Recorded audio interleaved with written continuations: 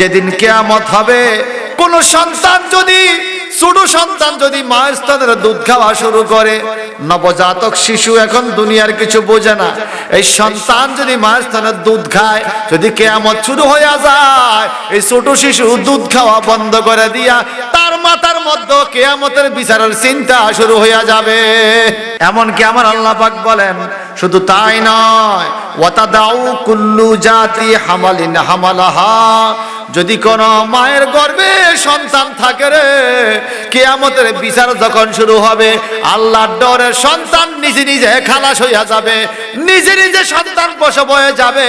এই কিয়ামতের এত ভয়াবহতা, একটু চিল্লা এখন আল্লাহু আকবার। আমার আল্লাহ পাক বলেন আরো আছে কি, ওয়াতারান নাসা সুকরা, মানুষদেরকে দেখা যাবে নেশাখোরের মতো। কি খোরের মতো? নেশাখোরের মতো। ওয়ামা গুম বিসুকরা, অথচ সে নেশা করে নাই।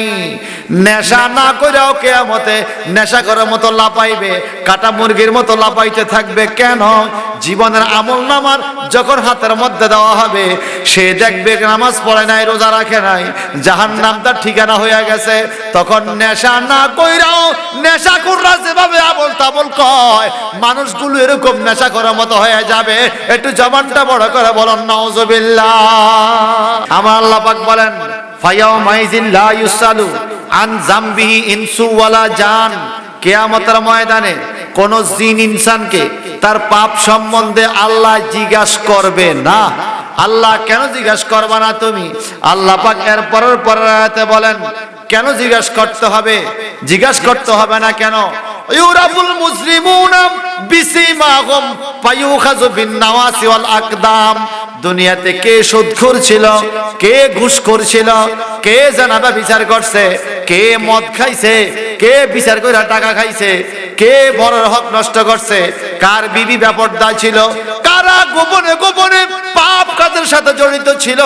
আল্লাহ পাক বলেন ইউরাবুল মুজরিমুনা বিসিমাহুম, চেহারা দেখে চিনা যাবে কিয়ামতের ময়দানে কে কোন পাপের পাপী। ফায়ুখাযু বিন নাওয়াসি ওয়াল আকদাম, ফেরেশতারা ধরে ফেলবে।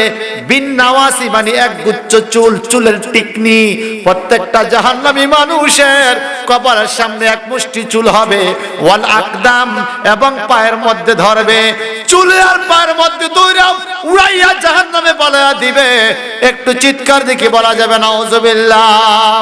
ও আল্লাহ, এটা কোন জায়গা? আল্লাহ পাক সংজ্ঞা দেয়, ইন্না জাহান্নামা কানাত মিরসাদা লিত্তাগিনা মা'বাল্লা বিসিনা ফিহা আখতাবা লা ইয়াযুকুনা ফিহা বারদা ওয়ালা শারাবা ইল্লা হামিমা ওয়া গাসসাকা। কঠিন জাহান্নাম।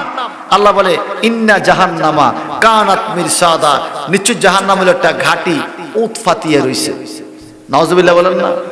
مولاي صل وسلم دائما ابدا على حبيبك رب المشرقين ورب المغربين فبأي آلاء ربكما তুকাল্লিবান।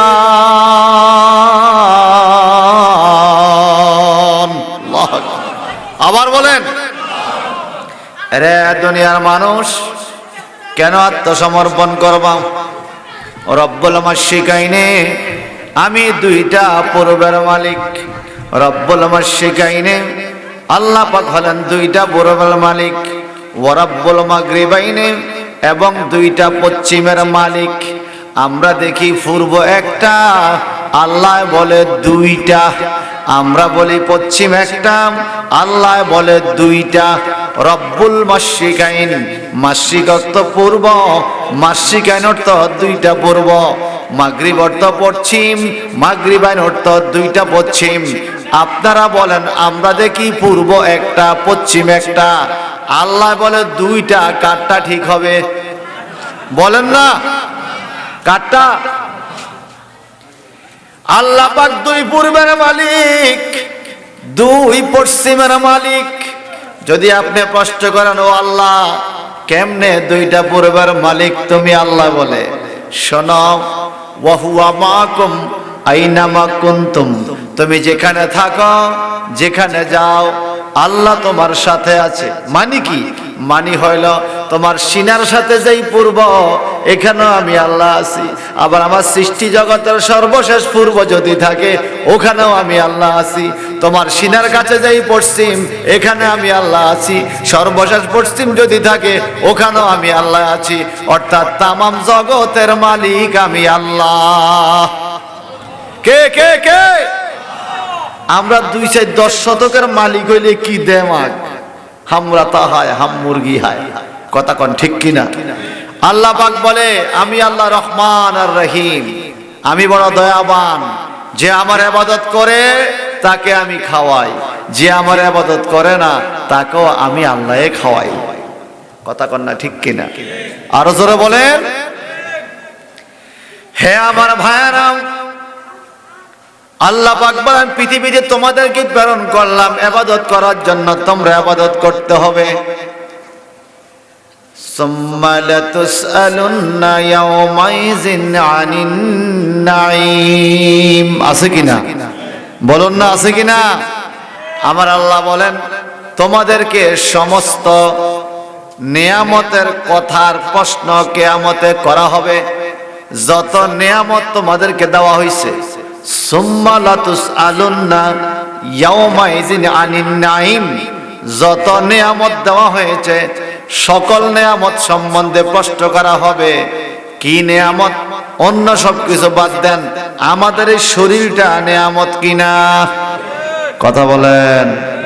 আমার হাত নিয়ামত, আমার পাও নিয়ামত, পায়ের আঙ্গুলগুলো নিয়ামত, এই মুখের জবান নিয়ামত, চোখের আলো নিয়ামত, কানের শ্রবণ শক্তি নিয়ামত, মাথার ব্রেন নিয়ামত। এমনকি আমাদের শরীরে একটা বিন্দু ফোঁটা রক্ত আল্লাহ পাকের কত বড় নিয়ামত।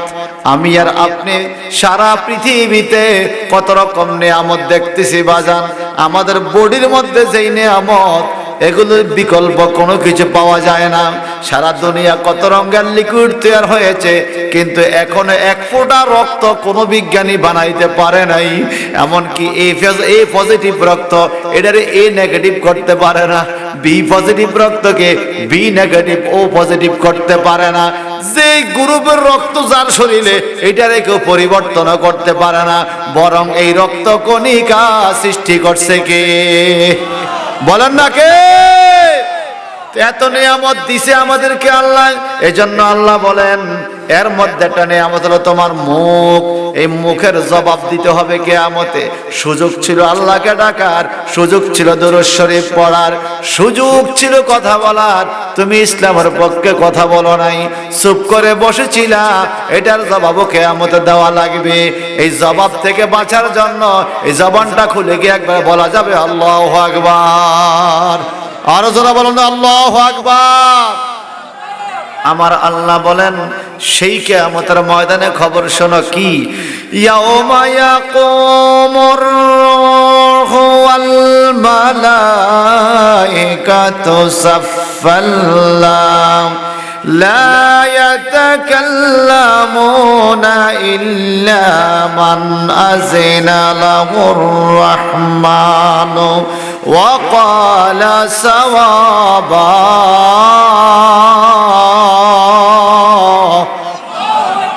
আমি আল্লাহু আকবার বলতে বলি নাই, বলছেন যেহেতু সবাই বলেন। আরো জোরে বলেন। অত এলাকা কবরস্থান আছে কিনা? কোরআন শরীফের আয়াতের আওয়াজ কবরে যায় কি যায় না? The Holy Quran is no general book as like as physics, chemistry, biology, geography, mathematics, English, Bengali, but the Holy Quran is the greatest scientist book, and it is the greatest guideline for us and for all nations. Who follow it, he will be success in this world and after death. Bajan, এই কোরআন শরীফ বিজ্ঞান বইয়ের মতো বই না, সাধারণ কোনো বাংলা ইংরেজি বইয়ের মতো বই না। অন্য বইগুলো মা বাবার কবরে পড়ে 1000 খতম দিলেও কোনো লাভ হবে না, কিন্তু কোরআনের আয়াত এখানে বৈশা বৈশা আপনি পড়বেন। এই সেঙ্গাহাটা থেকে আপনার বাবার কবর যত 1000 কিলোমিটারে থাকুক না কেন, এই আয়াতের বরকত আপনার মা বাবার কবরেও যায় কি যায় না? বলেন যায় কি যায় না? Though this place is Sanghahata, Uttarpara Purkaniya Madrasa, but it is no Zanel field in this time. This place is Riyazul Jannah, that means fees of paradise, occasion of yearly Isale Swap conference. বার্ষিক ইসালে সব মাহফিলের নামে বরকতে এই জায়গাটা বাজান।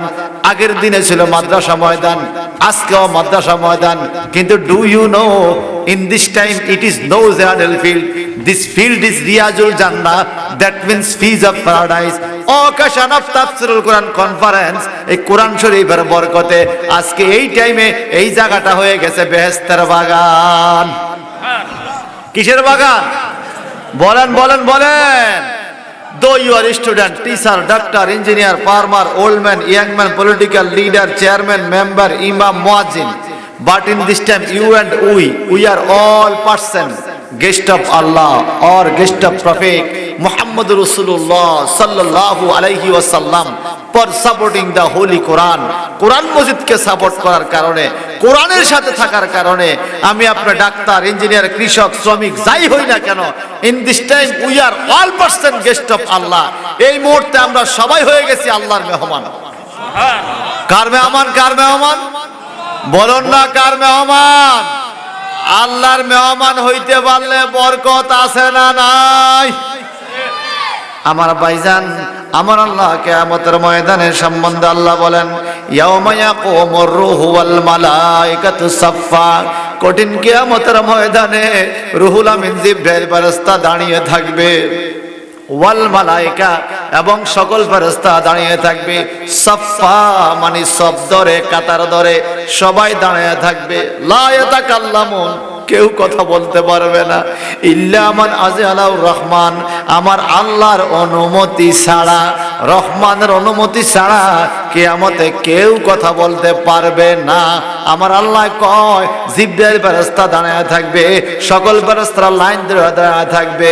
কেন কথা বলতে পারবে না? কুরআনুল কারীমে 30 পারা আয়াত পাওয়া যায়, কুলুবি ইয়াউমাইযিন ওয়াজিফা আবসারুহা খাশিয়া, আল্লাহর ডরে জাহান্নামের হুঙ্কার শোনা মাত্র কুলুবি ইয়াউমাইযিন ওয়াজিফা, মানুষের কলবগুলো ডরে কাঁপতে থাকবে, আবসারুহা খাশিয়া, চোখগুলো কিয়ামতের ময়দানে বড় হয়ে যাবে। একবারে জাহান্নাম বলবে আল্লাহ খানা দে, আল্লাহ বলবে ও জাহান্নাম তুই একটু ধৈর্য ধারণ কর, তোরে খানা দেব। জাহান্নামের আগুন এমন ভাবে কিয়ামতের দিকে আসতে চাইবে, ফেরেশতারা জাহান্নামের শিকল ধরে পিছন দিয়ে টান দিবে, এই শিকল ছিঁড়া জাহান্নামের আগুন হাসরের দিকে আসতে চাইবে। তখন মানুষের চোখগুলো বড় হয়ে যাবে, কলবগুলো কাঁপতে থাকবে, কারে জানি দইরা দইরা এই আগুনের মধ্যে পালায়া দেওয়া হয়। ওই টাইমে আমার আল্লাহ পাক বলেন, লা ইয়াতাকাল্লামুনা ইল্লা মান আযালাউর রহমানু ওয়া ক্বালা সাওয়াবা। এরে আমার বান্দারা, ওই দৃশ্যের টাইমে কিয়ামতের ময়দানে কোন মানুষ কথা বলবে না আল্লাহর ডরে। আমার নবীজি বলেন কোন ফেরেশতা কথা বলবে না, কোন জিন কথা বলবে না, কোন মানুষ কথা বলবে না আল্লাহর ভয়ে, ইল্লা মান আযালাউর রহমানু, আল্লাহর অনুমতি ছাড়া। এখন আল্লাহ কিয়ামতের ময়দানে কাকে অনুমতি দিবে কথা বলার জন্য? স্পেশাল অনুমতি আগের থেকে লইয়া রাখছে আমার নবী, নবীজি কিয়ামতে কথা বলবে। কিন্তু এই আয়াতের ব্যাখ্যায় ইমাম জালাউদ্দিন মহল্লি রহমাতুল্লাহ আলাইহি তাফসিরে জালালাইন শরীফের মধ্যে বলেন, আল মুমিনু ওয়াল মালায়েকা, কিছু মুমিন এবং কিছু ফেরেশতা কিয়ামতের ময়দানে মানুষের পক্ষে আল্লাহর দরবারে সুপারিশ করবে। জোরে বলবেন না সুবহানাল্লাহ? আরো জোরে বলেন না। কিছু মুমিন এবং কিছু ফেরেশতা কিয়ামতের ময়দানে আল্লাহর দরবারে সুপারিশ বলবে। কোন মুমিন? ফাশহাদু, তোমরা সাক্ষী থাকো। এই যে আমরা মাহফিলে বসলাম, আপনার পাশে যেই ভাই বসে আছে, যদি আল্লাহ ভাগ্যক্রমে আপনাকে জান্নাতি করে দেয়, তখন আপনার এই পাশের ভাইটা বলে, বাইরে কি রে, দুইজনে এক জায়গায় বসছিলাম মাহফিলে, তুমি সাইরা যাইতেছো, আমি তো বিপদে পড়ে গেছি। তো আপনাকে বলেন, আল্লাহ আমি দেখছি লোকটা মাহফিলে ছিল, তুমি তারা মাফ করে দাও। বলবেন না সুবহানাল্লাহ? ওয়াল মালায়েকা, এবং অসংখ্য ফেরেশতারা কিয়ামতের ময়দানে, যেই ফেরেশতারা জুমার মসজিদে আপনারে দেখছে, মাহফিলে দেখছে, যেই ফেরেশতারা পীর সাহেবের বাড়িতে আপনারে দেখছে, আপনি গোপন ঘরে যায় হালাল কাজ করছেন, আপনি হারাম কাজ করেন নাই, গুনার কাজ করেন নাই, ওই ফেরেশতারা সাক্ষী আছে রে। এই ফেরেশতারা কিয়ামতের ময়দানে আপনার পক্ষে আমার আল্লাহর দরবারে সুপারিশ বলবে। একটু জোরে জোরে কি বলা যাবে? আলহামদুলিল্লাহ। দুনিয়ার নামাজ রোজা আয়োজন এত কিছু কেন? কিয়ামতের ময়দানে আল্লাহর কাস্টডি থেকে বাঁচার জন্য, ঠিক ননি? কথা বলেন না? যদি আল্লাহ বলতো কিয়ামত আমি তোমারে আটকাবো না, তাহলে কি এত ইবাদত দরকার ছিল? দরকার ছিল? আল্লাহর ইবাদত করার হুকুম দিছে আল্লাহ। আল্লাহ চায় আমাদেরকে সারাইতে। এগুলো হলো উসিলা। এগুলা কি? এখন কিয়ামতের দিন সম্বন্ধে আল্লাহ কি বলে? ইয়া আইয়ুহান নাস, হে মানব জাতি, ইত্তাকু রাব্বাকুম, তোমরা তোমাদের রব আল্লাহকে ভয় করো। সুবহানাল্লাহ। কোন কারে ভয় করতো? এ কথা কারে? আমাদের মনে আল্লাহর ভয় আসেনি? না, নাই, আসলে আসেনি। আল্লাহর ডর আসেনি। আমি একটা হাদিসে গার, একটা হাদিস আছে বাজান, গর্তের হাদিস, গুয়ার হাদিস। আল্লাহর ভয় কেমন আমি আপনাদেরকে উদাহরণস্বরূপ এই ঘটনাটা শোনাবো, হয়তো আপনারা জানেন, তারপরে সওয়াবের জন্য শুনবেন। বনী ইসরাঈলের আমলের পরে তিনজন যুবক ব্যবসা কাজ করতো। ব্যবসা করা হালাল, কিন্তু সুদ খাওয়া হারাম, ঠিক কিনা? আমার আল্লাহ বলেন, আহাল্লাল্লাহুল বায়া ওয়া হারামার রিবা, তোমরা ব্যবসা করো এটা হালাল, কিন্তু সুদের ব্যবসা চলবে না, ওটা হারাম। যাদের জবান আছে একটু বলেন, সুদ খাওয়া কি? সুদ দেওয়া কি? সুদ নেওয়া কি? সাক্ষী থাকা কি? সুদের টাকার কিনা জামা পরা নামাজ পড়া কি? হারাম। কি কি কি? আপনাদের এলাকায় হয়তো সুদ খাওয়ার লোক নাই, বেশি বেশি আসেনি? কথা কয় না, কয় বেশি বেশি বেশি আসেনি? আসেনি? একটু একটু একটু ফতোয়াটা শুনলাম। আল্লাহ বলছে সুদ খাওয়া হারাম। কি বলছে? আপনার দেশে যারা হারাম খায় তারা হারাম খোর কয়নি? জোরে কয় না, বল না হারাম খোর। ওই সেঙ্গাটা বাজারে একটা গরুর গোশত কসাই বিক্রি করে ফেলছে। পরের দিন খবর খাইছে, এই কসাইয়ে মরা গরু কাইটা মানুষের দিছে। পুরা গ্রামবাসী কসাইরে খবর দেয় না, গাছের সাথে বাইন্দা ফিরা আরম্ভ করছে। তুই আম করে হারাম খাওয়াইছ, মরা গরুর গোশত খাওয়াইছ, তুই আম করে হারাম খাওয়াইছ, মরা গরুর গোশত খাওয়াইছ। আপনারা বলেন সে বাজান, এই মরা গরুর গোশত হারাম খাইছেন আপনি, ভুলে আপনার নামাজ কিন্তু হইয়া যাবে, আপনার রোজা হইয়া যাবে, যেহেতু আপনি ইচ্ছা করে খান নাই। মরা গরুর গোশতের চাইতে আরো ডেঞ্জারাস খানা হইলো সুদ। যদি কেউ সুদ খায়, আমার নবীর ফতোয়া অনুযায়ী, লা সালাতা লাহু ওয়ালা যাকাতা লাহু ওয়ালা সাওমা লাহু ওয়ালা হজ্জা লাহু ওয়ালা বিররা লাহু ওয়ালা খিদমাতা লাহু ওয়ালা সাদাকাতা লাহু ওয়ালা ইবাদাতা লাহু। যেই ব্যক্তি সুদ খায়, লা সালাতা লাহু, তার নামাজ হয় না, ওয়ালা সাওমা লাহু, তার রোজা হয় না, ওয়ালা হজ্জা লাহু, তার হজ হয় না, ওয়ালা যাকাতা লাহু, তার যাকাত কবুল হয় না, ওয়ালা খিদমাতা লাহু, মা বাবার খেদমত কবুল হয় না, ওয়ালা সাদাকাতা লাহু, সদকা দান কবুল হয় না, ওয়ালা ইবাদাতা লাহু, যত ইবাদত করবে কোনো ইবাদত কবুল হবে না। সুদ খাইলে কোনো ইবাদত কবুল হয় না। একটু জবানটা বড় করে বলুন নাউজুবিল্লাহ। আরো জোরে বলুন না। সুদ খাইলে কোনো ইবাদত কবুল হয় না। কথা কি আমার না কিতাবের? অনেকে রাগ হইতেছে, এই হুজুরের কইতে গিয়ে ব্যবসা বাণিজ্য ক্ষতি করতে আইছে।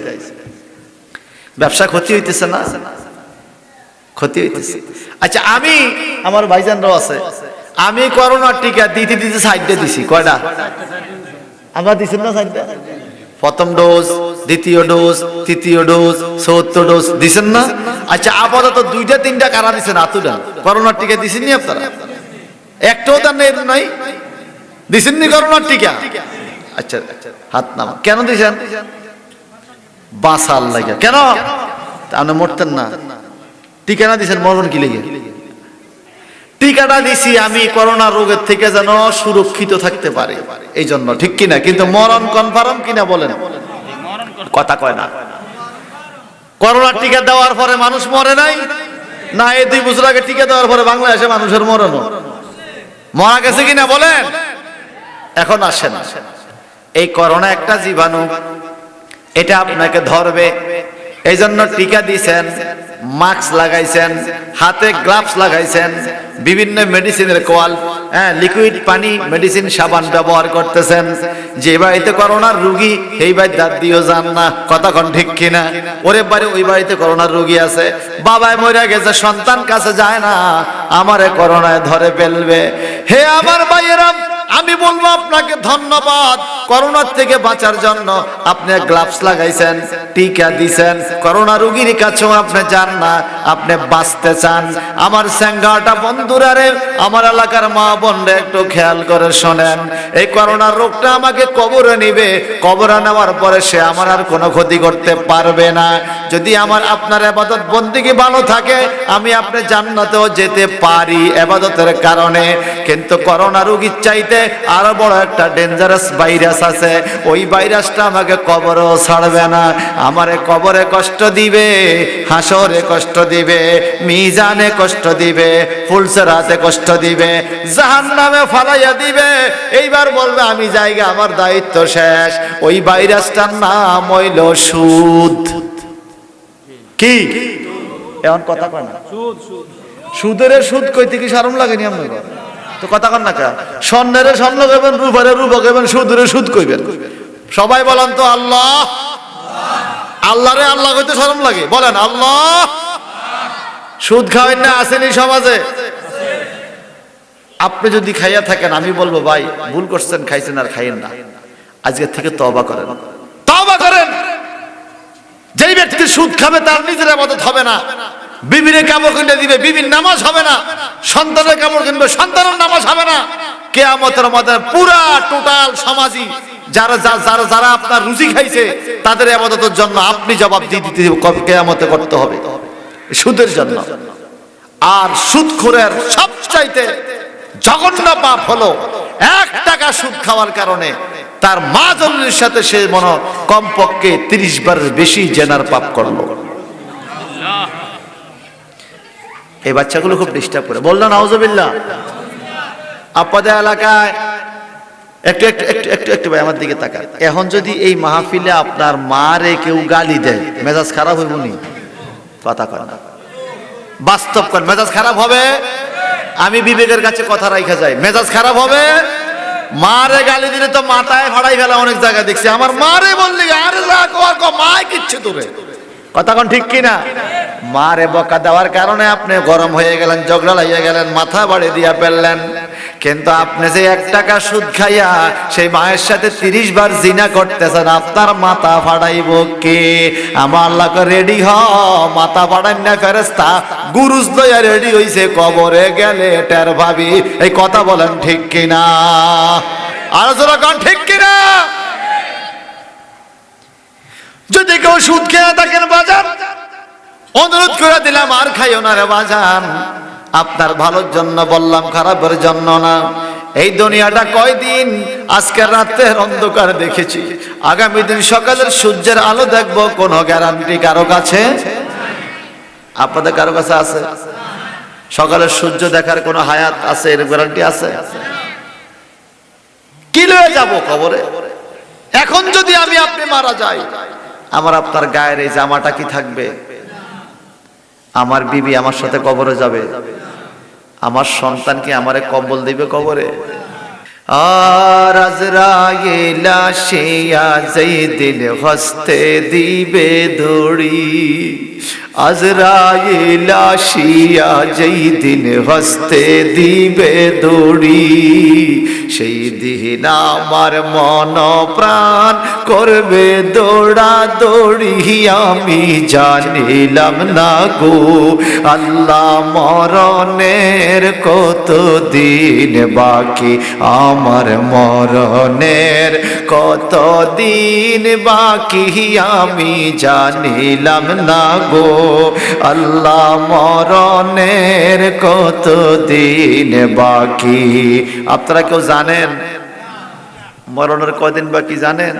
তো এটা আমার সাথে বলেন না, আল্লাহ মরণের কত, বলেন না আল্লাহ মরণের, আমার মরণের কত দিন বাকি, আমি জানিলাম না গো আল্লাহ মরণের কত দিন।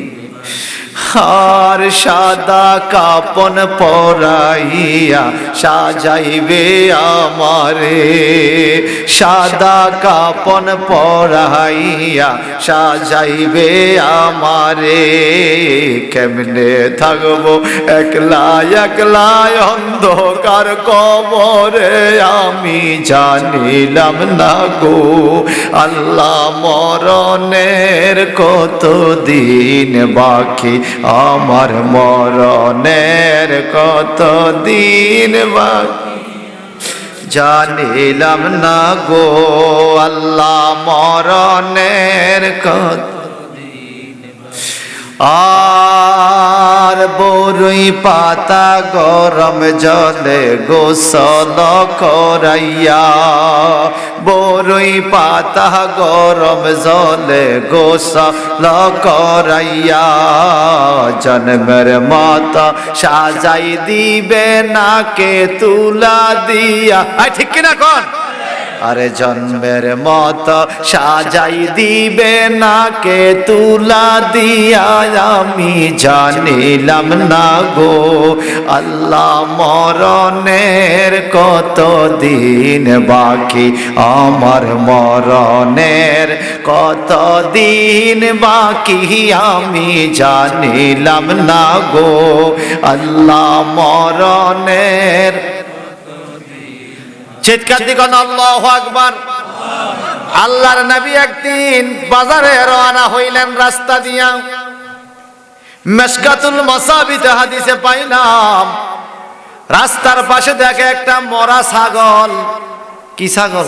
মরা ছাগল। বলেন না, বলেন না, মরা ছাগল রাস্তার পাশে। আমার নবী ছাগলের সাইডটা পাও একসাথ করে ছাগলটারে উড়াইয়া এইভাবে ব্যাগের মতো দইরা বাজারে নিতেছে। সাহাবীরা কয় ইয়া রাসূলুল্লাহ মরা ছাগল কই নেন? কয় বাজারে বিক্রি করতে নেই।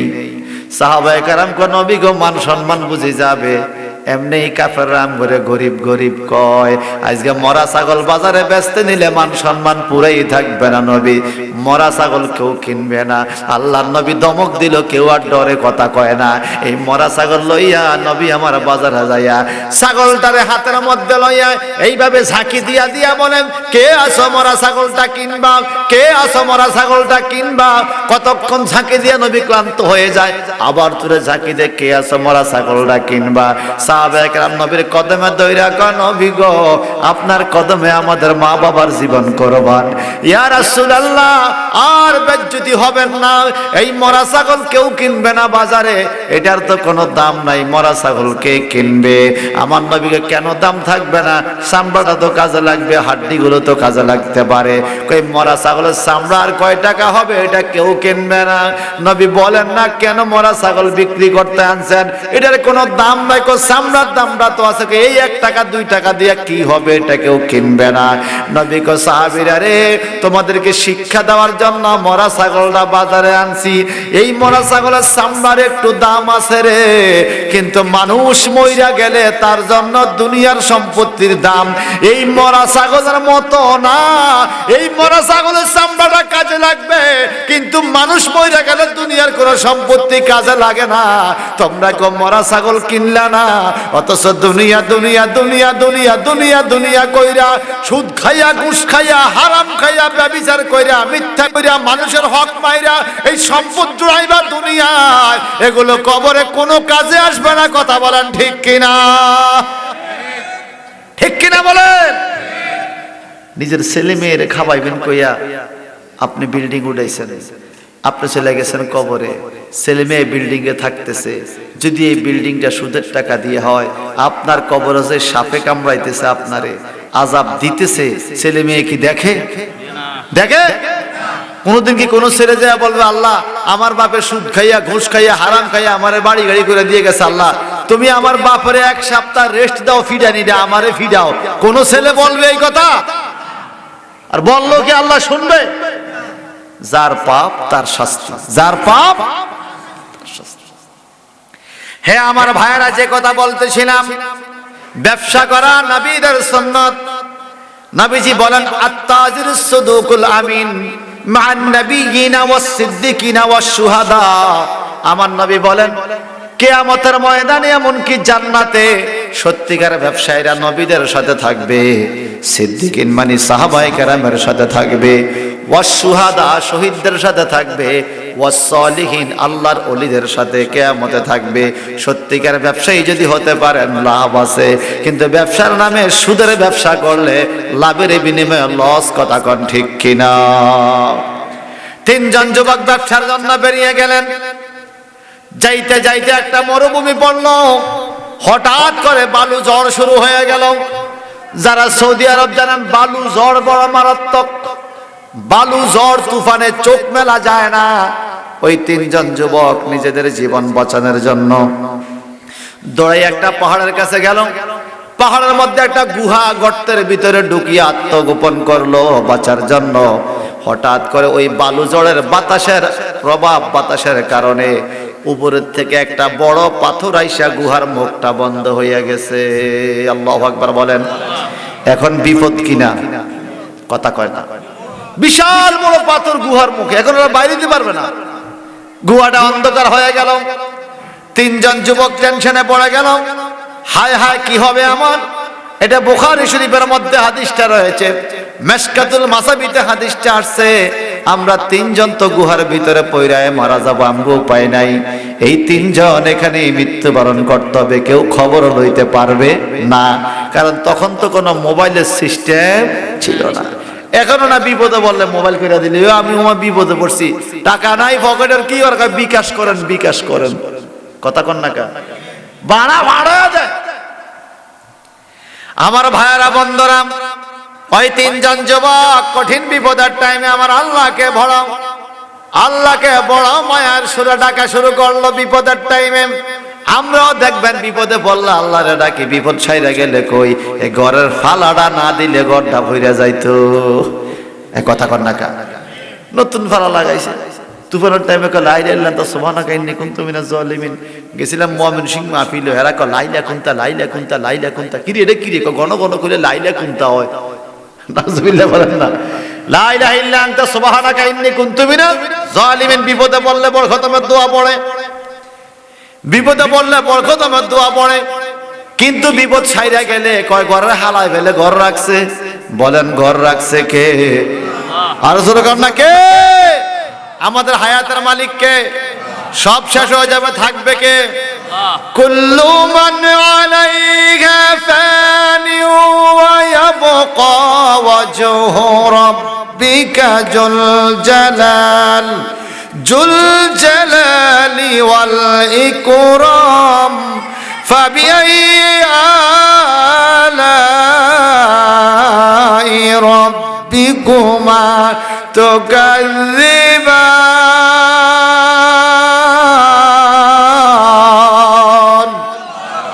আল্লাহ বলে সব শেষ হয়ে যাবে, একমাত্র কে থাকবে?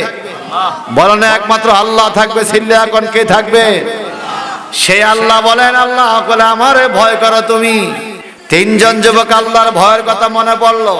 তিনজন যুবক তিনটা ভালো কাজের নিয়ত করে আমার আল্লাহর দরবারে ফরিয়াদ শুরু করে দিলেন। একজন যুবক বলে আয় আল্লাহ, বলুন তো আল্লাহ। গুহার ভিতরে কয়জন? একজন বলে আয় আল্লাহ, আমি জীবনে অনেক ইবাদত করার চেষ্টা করেছি, তবে একটা কাজ করছি আল্লাহ, যদি তোমার ভালো লাগে ওই কাজের খাতিরে তুমি আমারে মাফ করে দাও। বলে কি কাজ? বলে ও আল্লাহ, আমার মা বৃদ্ধা, আমার বাবা বৃদ্ধ, আমি জঙ্গলার মধ্যে ছাগল চড়াইয়াম, মরুভূমির থেকে ছাগলগুলো দহন করে গরম দুধ আনতাম, আমার বাচ্চারা খাইতে চাইতো, আমি আমার বাচ্চাদেরকে আগে খাওয়াইতাম না, আমার মা বাবা তৃপ্তি সহকারে খাওয়ার পরে থাকলে বাচ্চাদেরকে খাওয়াতাম। প্রতিদিন এইভাবে রুটিন চলতো। ও আল্লাহ, একদিন আমি আইসা দেখি আমার মা জননী ঘুমিয়ে পড়েছে, আমি তারে খাওয়াইতে পারলাম না, দুধের গ্লাসটি অপেক্ষমান, আমার ছেলে মেয়েগুলো কান্দে, আমি দেই নাই। দীর্ঘক্ষণ পরে মা জাগ্রত হওয়ার পরে আমি আমার মাকে দুধ খাওয়াইছি, মা আমাকে দোয়া করেছে, ও মালিক পরওয়ার, তুমি না বলেছিলা ওয়াকাদা রাব্বুকা আল্লা তা'বুদু ইল্লা ইয়াহু ওয়া বিল ওয়ালিদাইনি ইহসানা, একমাত্র তোমার ইবাদত করব, তোমার ইবাদতের পরে মা বাবার খেদমত, মা বাবার প্রতি ইহসানের আচরণ। মালিক রে, ওই কাজটা আমি করছি তোমার সন্তুষ্টির জন্য। আল্লাহ, যদি তুমি এই কাজে খুশি হইয়া থাকো, এই গুহার ভিতরের বিপদ থেকে আমাদেরকে তুমি রক্ষা করো। মুনাজাত শেষ করার পরে দেখতেছে ওই গুহার মুখের পাথরটা একটু সরে গেছে। আর জোরে কন্যা সুবহানাল্লাহ। একটু আলো ঢুকছে গুহার ভিতরে, একটু আশার প্রদীপ ঢুকছে। সুবহানাল্লাহ। এবার দ্বিতীয় যুবক বলে আয় আল্লাহ, তাহলে আমিও তো একটা ভালো কাজ করছি, দেখি না কেমন। বলে কেমন? বলে আমার পাশের বাড়ির একটা মেয়ের সাথে আমার মনের সম্পর্ক হয়েছে, কেউ বলছে চাচাতো বোনের সাথে মনের সম্পর্ক হয়েছে। ওই যুবতী আর আমি যুবক, এই দুইজন প্ল্যান করেছি আমরা বিয়ে শাদী করব, মনের সম্পর্ক হয়েছে। কথা বলতে বলতে অনেক আবেগ হয়ে গেল। একদিন আমি তার সাথে সঙ্গ দিতে চাইলাম, ওই মহিলা বলেছিল আয় যুবক, আমাকে টাকা পয়সা দিতে হবে। এই দ্বিতীয় যুবক বলতেছে আয় আল্লাহ, এই কথা বলার কারণে আমি তার দেহ পাওয়ার জন্য অনেক কষ্ট করে কাজ কাম করে খাটাখাটনি করে কিছু টাকা রুজি করে আমি মেয়েটার হাতে দিলাম। আমরা দুইজন গোপন একটা কক্ষে গেলাম, আমি তার টাকা হাতে দিলাম, মেয়ে আমাকে কথা দিয়েছে টাকা দিতে হবে, টাকা দিলে সে আমাকে দেহ দিবে। আয় আল্লাহ, আমি টাকা দিয়েছি তার হাতে, সে আমাকে দেহ দিতে বাধ্য। কিন্তু ওই মহিলা তখন বলল, যুবক রে, তুমি কি জানো ওয়া হুয়া মাকুম আইনামা কুনতুম, তুমি যেখানে থাকো তোমার সাথে আল্লাহ আছে। তুমি আমাকে টাকা দিয়েছ, আমি তোমার সাথে সঙ্গ দিতে বাধ্য। এই গোপন ঘরে কেউ নাই, তুমি আমি ছাড়া, কিন্তু এই ঘরেও আমার আল্লাহ আছে। তুমি এই টাইমে আত্তাকিল্লাহ, আল্লাহকে ভয় করো। যখন আমার প্রেমিকা আমাকে আল্লাহর ভয়ের কথা বলল, আমি টাকা পয়সা প্রেম ভালোবাসা সব কিছু বিসর্জন দিয়া তুমি আল্লাহকে ভয় করে ওই ঘরের থেকে বেরিয়ে গেছি। আমি অন্যায় কোনো কাজে জড়াইয়া পড়ে নাই।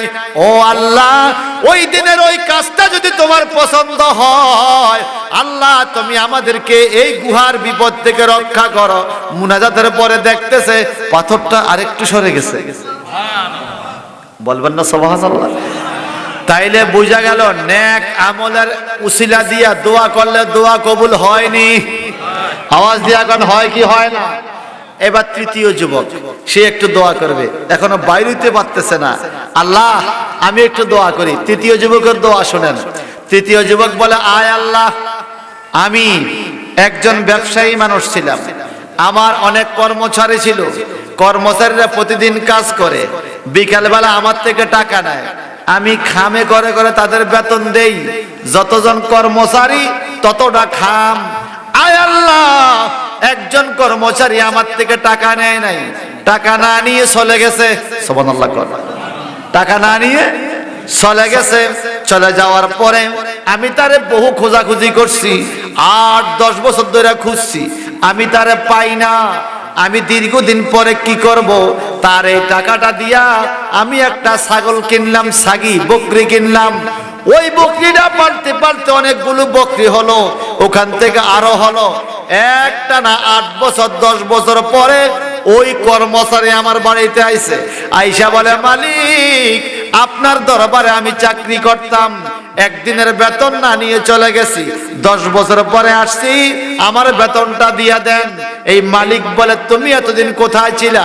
বলে, আমি অসুস্থ হয়ে পড়ছি, বাড়িতে যাই আসতে পারি নাই, আমি একদিনের টাকা পাই, টাকাটা দিয়া দেন।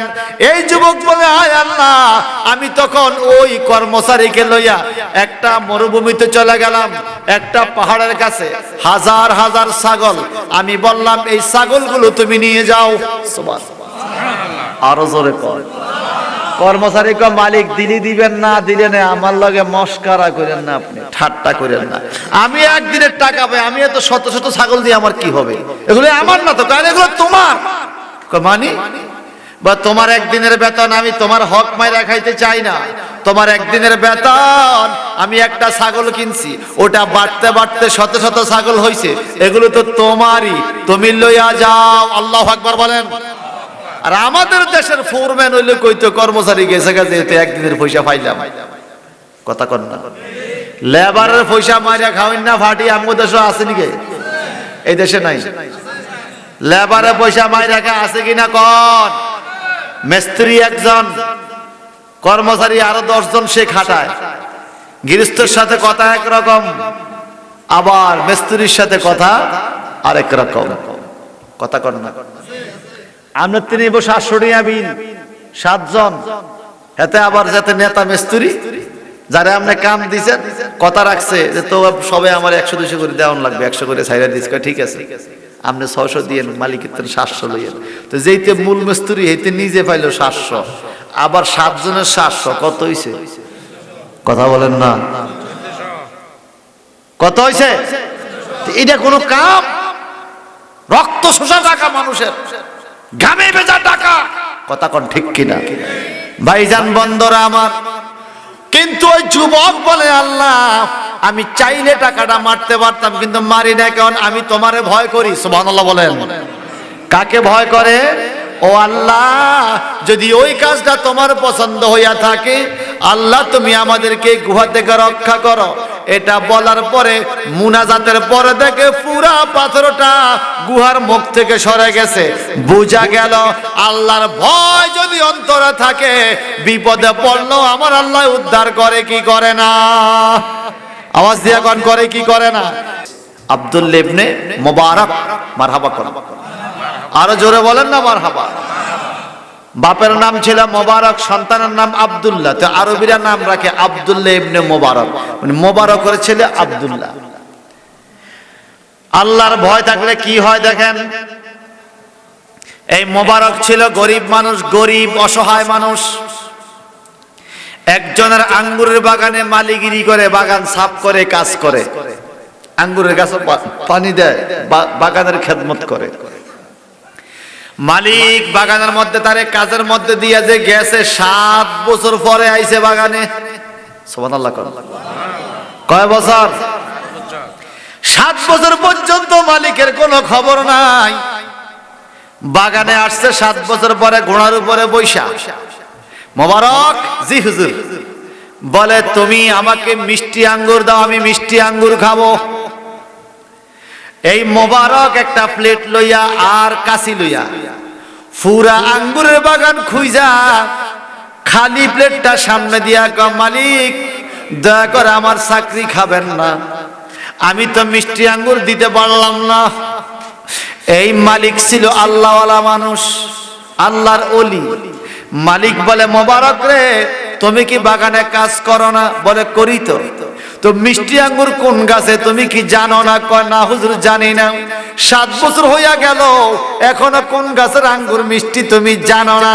এরকম কর্মচারী হলে আমরা নগদে কইতাম চাকরি বাদ। কথা কোন ঠিক কিনা? তুই কি আলুর কাম করস, তুই কইতে পারস না? কথা কইতাম না, কইতাম না। কিন্তু বাজান রে, এই মোবারক ডাইকে বলে, ও মালিক, আমি কি করে বুঝবো কোন গাছের আঙ্গুর মিষ্টি? তার কারণটা হলো 7 বছর আগে আপনি বলেছেন মোবারক ঠিক মতো কাজ করবা, মাস শেষে বেতন নিবা। আমি ঠিক মতো কাজ করি কিনা? হ্যাঁ করো তো। মাস শেষে বেতন পাই কিনা? হ্যাঁ পাও তো। আপনার বাগানের উন্নতি হয়েছে কিনা? হ্যাঁ হয়েছে তো। আপনার আঙ্গুর সারা এলাকায় বেচা কিনা হয় কিনা? হ্যাঁ হয় তো। তা আমার কোনো ভুল আছে নি? কয় না, ভুল নাই। তো মিষ্টি আঙ্গুর কোন গাছে কইতে পারো না কেন? ও মালিক, 7 বছর আগে যে আপনি আমাকে নিয়োগ দিয়েছেন এই বাগানের কর্মচারী, তখন বলেছিলেন ঠিক মতো কাজ করো, মাস শেষে বেতন নিও। মালিক তখন তো বলেন নাই মনে যদি চায় 2-1টা আঙ্গুর খাইও। ও মালিক, আপনি আমার আঙ্গুরের বাগানের মালিক, বাগানে নাই, কিন্তু আমার আল্লাহ জগতের মালিক তো আমারে দেখে। কত আঙ্গুর পশু পাখি খাইছে, ছোড়া গাইতে নিছে, কত আঙ্গুর নষ্ট হইয়া পোকামাকড়ে খাইয়া নষ্ট করছে। আমি এই মোবারক আপনি মালিকের অনুমতি ছাড়া একটা আঙ্গুর তো মুখে দিতে পারি না। আমি 7 বছরে একটা আঙ্গুরও খাই নাই। আমি কি করে বুঝবো কোন গাছের আঙ্গুর মিষ্টি? একটু জবানটা বড় করে কি বলা যাবে? আল্লাহু আকবার। তাকওয়া কারে কয়? আল্লাহর ভয় কারে কয়? আমাদের দেশে যদি 7 বছর পরে আঙ্গুরের বাগানের মালিক আইতো, আইয়া দেখতো বাগানে নাই, কথা কন না, পুরা বাগান লিখে যেতেন না। হায়, স্যাঙ্গাটা বাজারও কর্মচারী লইছেন, সকালে দেখছেন র্যাক ভর্তি মালামাল, সারাদিন ব্যবসা করছে কর্মচারী। আপনার রাইতে হিসাব লইছেন, ক্যাশও টাকাও সেই পরিমাণ নাই, র্যাকে মালও নাই। কি রে কয় বেচা কিনা নাই তো? তো ক্যাশও টাকা নাই, র্যাকও মাল নাই, টাকা গেল কই? কথা কন না। টাকা এতে জিমিনা অন্য নিছে, কথা বলেন। আর এই মোবারক একটা আঙ্গুর মুখে দেন 7 বছর মালিকের অনুমতি ছাড়া, আমাদের খেয়ানত করে নাই। বলেন এই কর্মচারীর উপরে এই মালিক খুশি না বেজার? এখন খুশি না বেজার? স্পষ্ট শরীয়তের দলিল। যদি কোন কর্মচারীর উপরে মালিক রাজি হইয়া যায়, আবার মালিকের আচরণের উপরে কর্মচারী খুশি হইয়া যায়, 2 জন যদি একত্রে হাত বাড়ায়, আল্লাহ একজনের খাতিরে আরেকজনকে মাফ কইরা দেয়। ছাত্রের উপরে যদি ওস্তাদ খুশি থাকে, ওস্তাদের উপর যদি ছাত্র খুশি থাকে, ছাত্র শিক্ষক 2 জনে হাত বাড়াইলে দোয়া কবুল হয়ে যায়। মা বাবার উপর যদি সন্তান রাজি থাকে, সন্তানের উপর যদি মা বাবা সন্তুষ্ট থাকে, এই 2 জনে হাত তুললে একজনের খাতিরে আরেকজনের দোয়া কবুল হয়ে যায়। হে আমার বন্ধরা, ওই মোবারক দেখতেছে এই মালিক খুব খুশি। মালিক সাদা ঘোড়ার উপরে বৈশা আকাশের দিকে হাত পাইতা কয়, আল্লাহ তুমি আমার এই মোবারকরে কবুল করো। এমন কর্মচারী জীবনে পাই নাই। বড় ভয় আছে তার অন্তরে। কি ভয়? বলে তার ঘরে খানা নাই, কিন্তু মনে আল্লাহর ডর আছে। তার পেটে খানা নাই, মনে আল্লাহর ডর আছে। আমার আল্লাহ পাক বলেন, ইন্না আকরামাকুম ইনদাল্লাহি আতকাকুম, তোমাদের মধ্য থেকে ওই মানুষটা আল্লাহর কাছে বেশি সম্মানী যার অন্তরে আল্লাহর ভয় যত বেশি।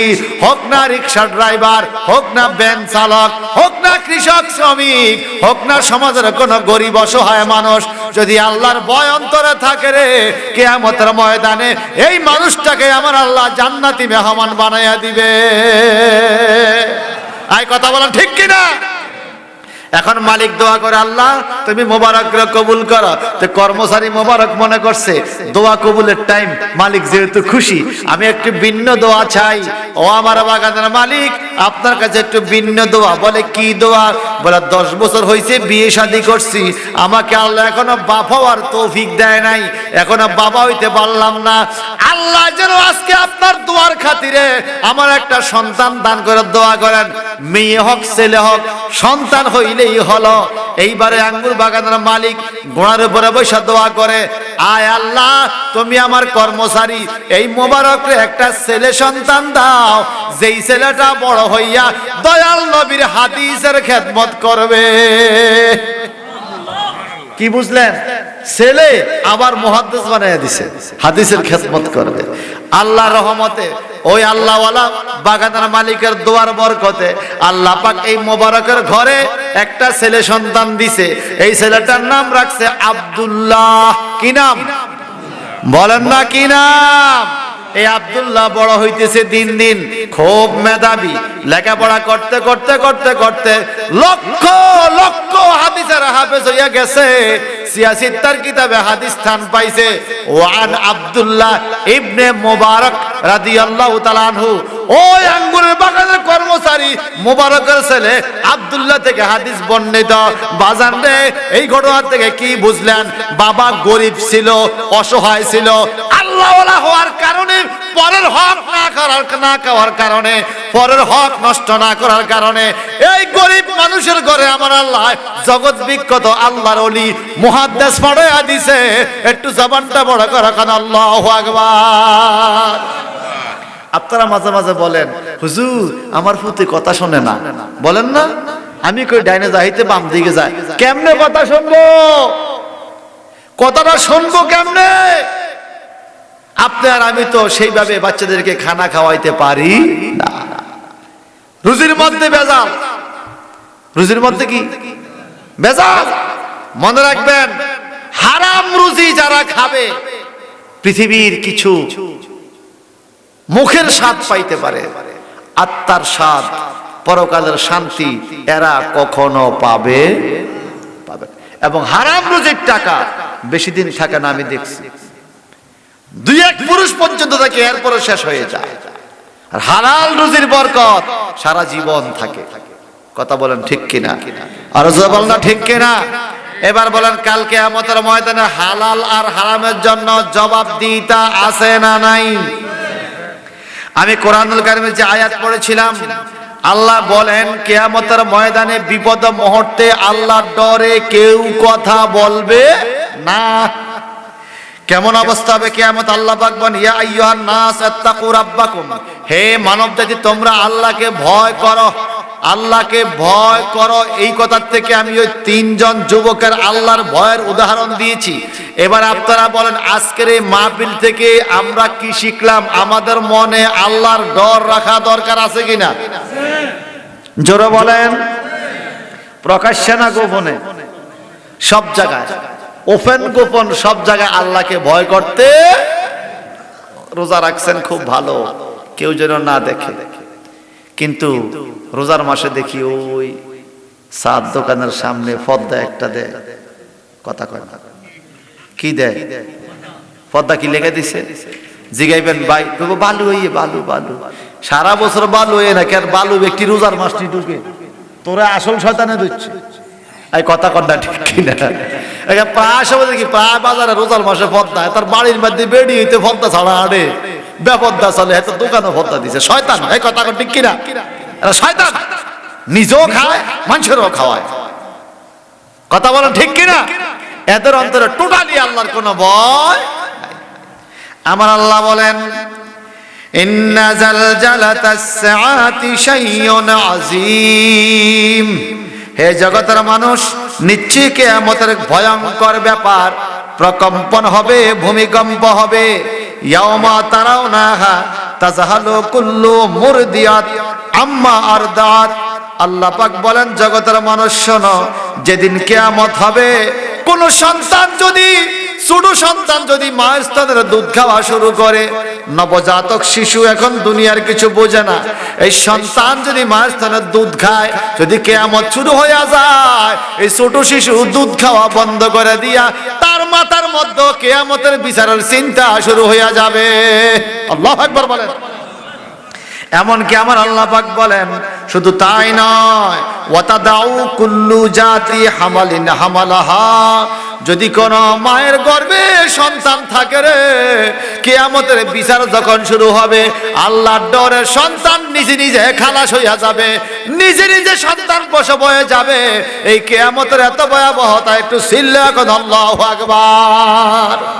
আমার আল্লাহ পাক বলেন, আরো আছে কি? ওয়াতারান নাসা সুকরা, মানুষদেরকে দেখা যাবে নেশাখোরের মতো। কি খোরের মতো?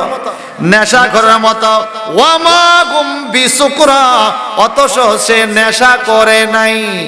নেশা না করেও কিয়ামতে নেশা করার মতো লাপাইবে, কাটা মুরগির মতো লাপাইতে থাকবে। কেন?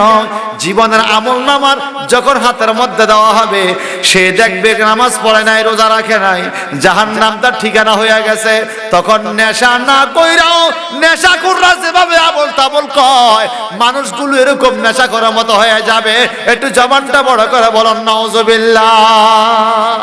সেই কিয়ামতের ময়দানে আল্লাহর তরফ থেকে বাঁচার ইচ্ছা আছে না নাই? কথা কয় না, আছে না নাই? আমার আল্লাহ পাক বলেন, ফায়াউমাইযিন লা ইউসালু আন যামবিহি ইনসু ওয়ালা জান। কিয়ামতের ময়দানে কোন জিন ইনসানকে তার পাপ সম্বন্ধে আল্লাহ জিজ্ঞাসা করবে না। আল্লাহ কেন জিজ্ঞাসা করবে না তুমি? আল্লাহ পাক এর পরের আয়াতে বলেন কেন জিজ্ঞাসা করতে হবে? জিজ্ঞাসা করতে হবে না কেন?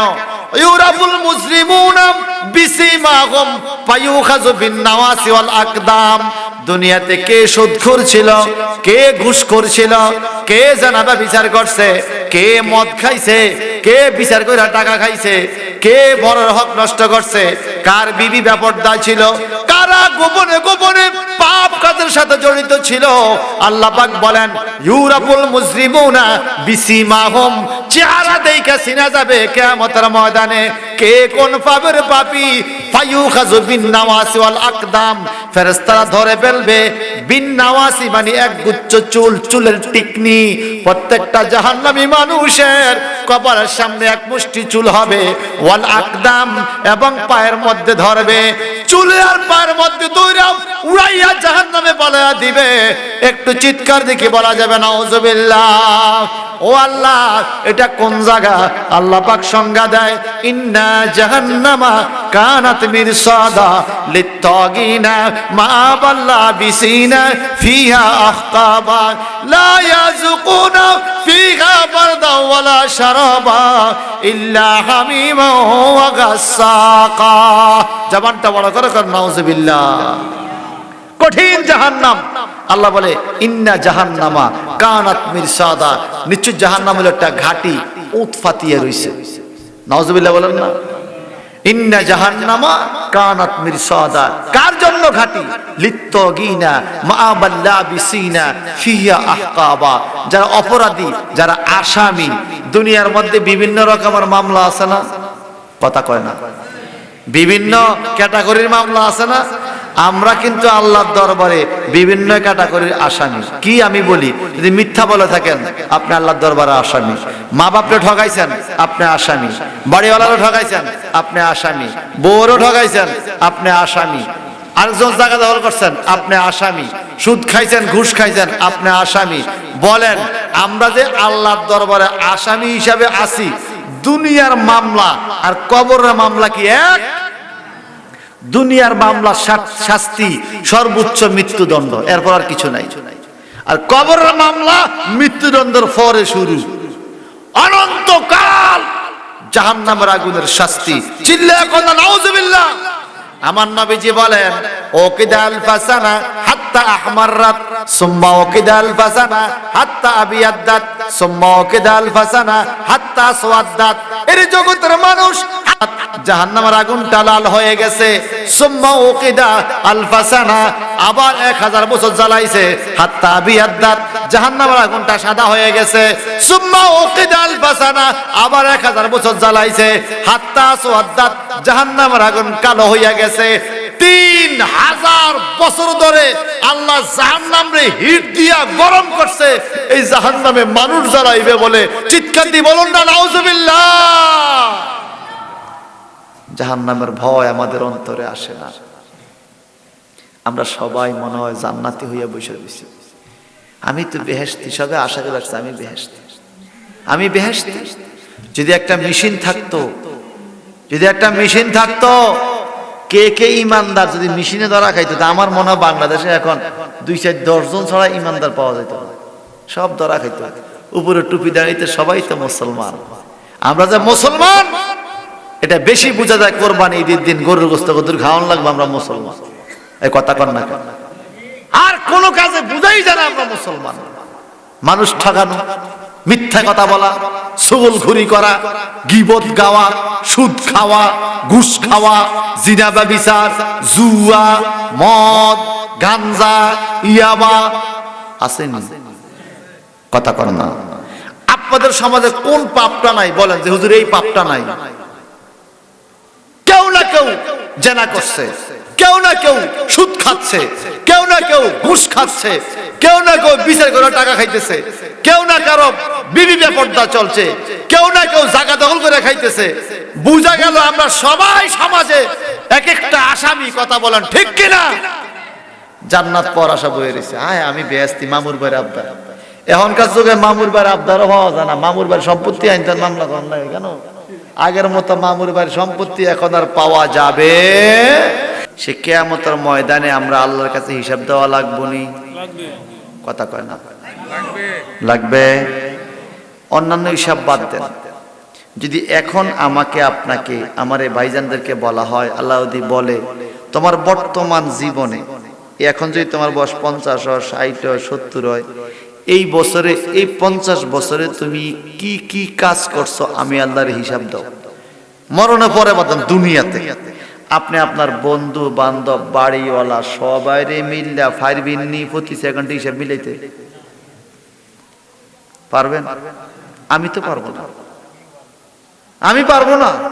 আমি কত মিনিট কত সেকেন্ড আল্লাহর নাম নিছি, কত মিনিট কত সেকেন্ড দুনিয়া আল্লাহকে আনছি, হিসাব তো মিলান যাইতো না। দুনিয়ার মধ্যে ক্যালকুলেটর, কম্পিউটার, আমার বন্ধু বান্ধব, ইঞ্জিনিয়ার, ডাক্তার, বিসি দিয়ে হিসাব মিলাইতে পারলাম না। আর কবরের মধ্যে আল্লাহ পাক বলে ইয়ামা ইয়াফিরুল মারউ মিন আখিহি ওয়া উম্মিহি ওয়া আবিহি ওয়া সাহিবাতিহি ওয়া বানিহি।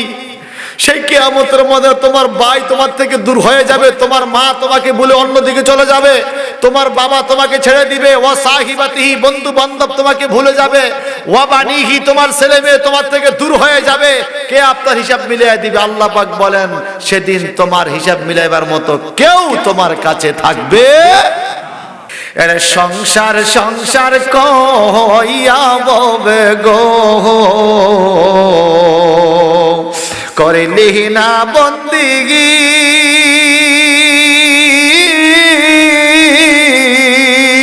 কিভাবে কাটাইবি মনরে কবরের জিন্দিগি রে। ওরে জীবন গুনায় গুনায় গেল রে, বলেন ওরে জীবন। আমাদের গুনাহ নাই মনে হয়? এতক্ষণ যা বলা এই পাপড়ি আমগো আসেনি?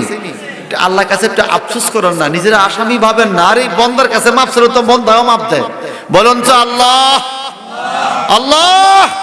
বলেন ওরে জীবন গুনায় গুনায় গেল রে, বলেন ওরে জীবন। আরে সংসার সংসার কইয়া ববে গো করলি না বন্দিগি,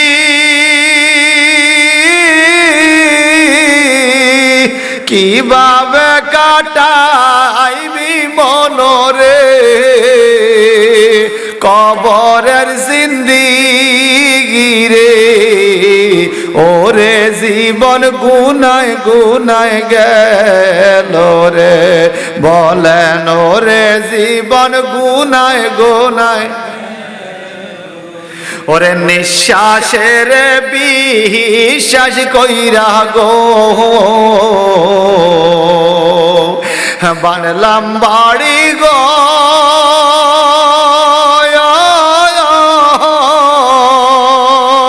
কোন দিন জানিয়া আজরাইল আইয়া রে, সবই করে পর রে, কোন দিন জানিয়া আজরাইল আইয়া গারি, সবই করে পর রে। ওরে জীবন গুনায় গুনায় গেল রে, বলেন ওরে জীবন।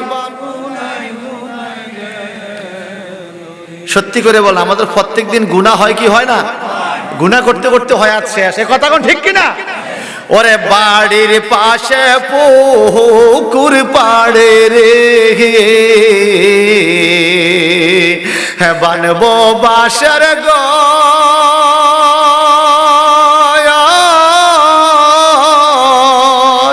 কবরটা কিসের ঘর?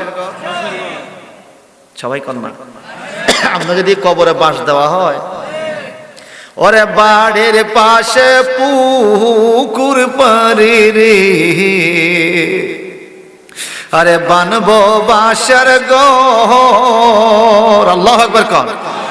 ওরে বাইও নাই মোর বাপ আন্দব নাই ওরে, কে লইবে খবর রে। বাইও নাই মোর বাপ আন্দব নাই ওরে, কে লইবে খবর। ওরে জীবন গুনায় গুনায় গেল রে, বলেন ওরে। কথাটা বাস্তব কিনা কোন? বাস্তব কিনা? আহা, আরে পড়বি পড়বি বলে যুবক রে, অতই নামাজটা পড়লি না,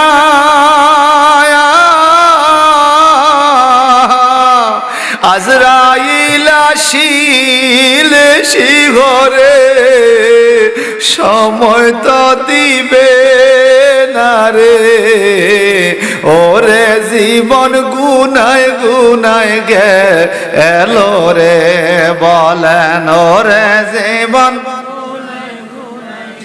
আরে সংসার সংসার কইয়া ববে গো, করলি না বন্দিগি,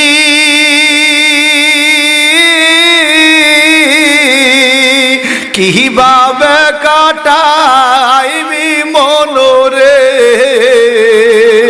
কবরের জিন্দিগি রে।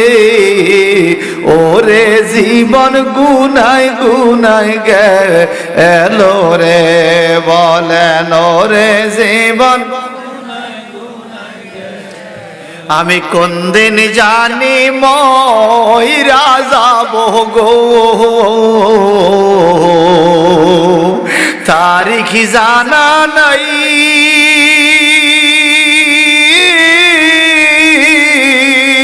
মরণ কালে কিছু চাই না গো, শুধু নবীর দিদার চাই রে।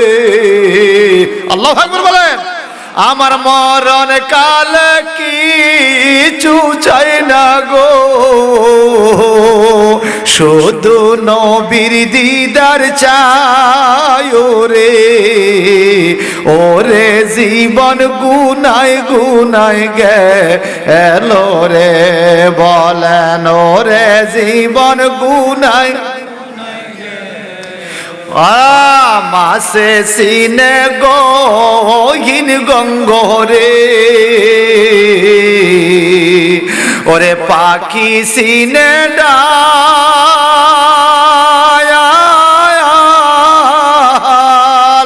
মায় জানে তার পুত্রের বেদন রে,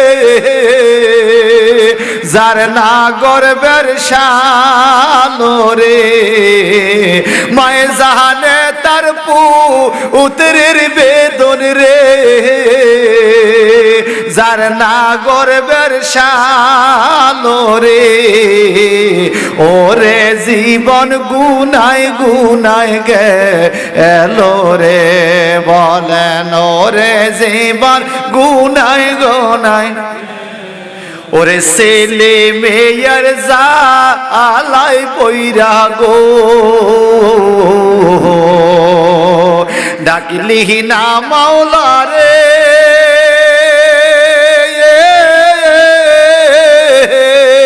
কি জানি কি উপায় হবে গো, অন্ধকার কবর রে, কি জানি কি উপায় হবে গো, অন্ধকার কবরে রে ওরে জীবন গুনায় গুনায় গেল রে বলেন ওরে জীবন গুনায় ওরে সংসার সংসার কইয়া ববে গো করিলি না বন্দিগি